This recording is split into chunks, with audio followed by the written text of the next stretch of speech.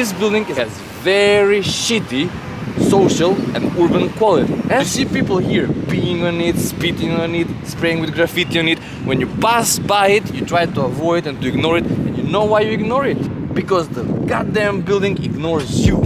You are watching Stripping Architecture, and today we'll be stripping ignorant public buildings with shitty urban legacy. We're doing this to motivate you and encourage you to detect and change these buildings in your city. This enormous building occupies a surface equal to one large urban block. It serves as an administrative facility of the French-speaking community in Belgium.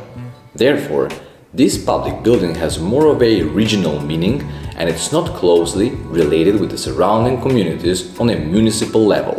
Yet, this location appeared to be suitable for this gigantic block due to three main reasons, such as proximity to public transport, close to political and financial entities, and former industrial area inhabited with working class, which means low real estate price. That being said, there is nothing wrong about building public buildings in socially vulnerable areas, but their design must satisfy high social, public and urban standards in respect to the surrounding communities.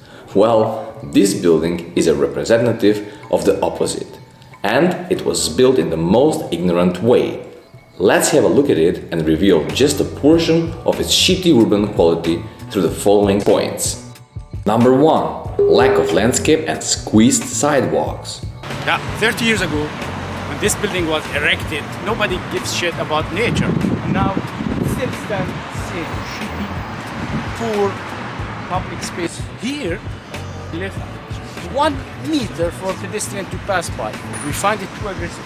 We walk, big, and then we come. Number 2. Liminal and claustrophobic spaces.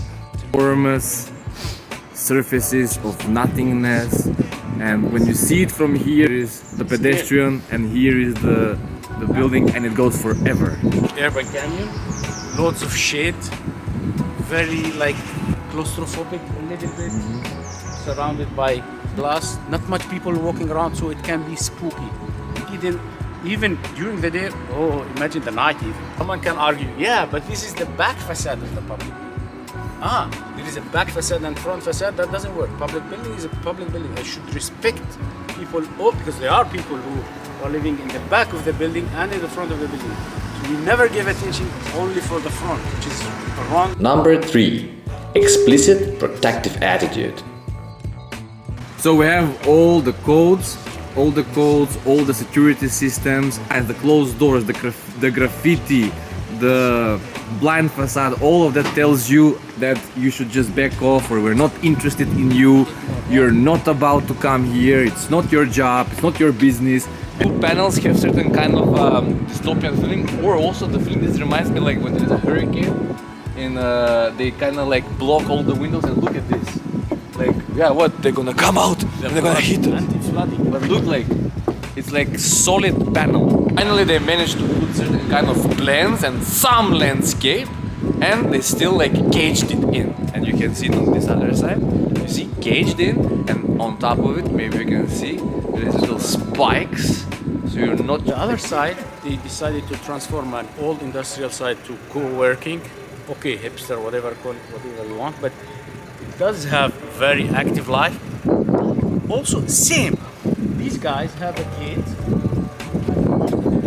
Today is open, but it's closed. Why? Because life take place inside the buildings here and there. No interaction in the street. There's no social control. That's why everyone just shutting their doors. Even these progressive like co-working alternative people, they just close their main doors because they are aware about the fact that this facade is completely not porous, zero interaction. So for security reason, they don't want to get out to walk on the street and get to the other building. No, they built a bridge to themselves. According to us, the isolated passageway in the form of bridge is not due to workflow efficiency, because we never see people walking through. It is just an explicit sign of a failed design and lack of dynamic fronts and engagement with the surrounding. Number 4. Caged, open, empty spaces. The back smarter. They did sit back, and they created sort of a dead park as well. For when, God knows, maybe They have literally created an open space with an intention to be dedicated to the public, but again it failed. As you can see, this space is now caged, empty and not used. Look at the potential of this place. It could easily be opened up as an extension of this local cafe bar, for example. it's very simple. Open it during the day. Keep the fence. Open it during the day. Make some activity and close it at night if you are really afraid from whatever vandalism will happen here. Pretty amazing. It's like 20 meter high to hold a little ridiculous. Use this, whatever call it, canopies or truss. No, yeah, zero function, pure form, ugly form. Wait, they are so greedy that they really did not even give 1 square meters. Come and see. This is a decent area. Which is fine. But here, this went too hard to the corner. They will not even give you the 1 square meter. It's for us, bitches. Now the question is, can you squeeze me?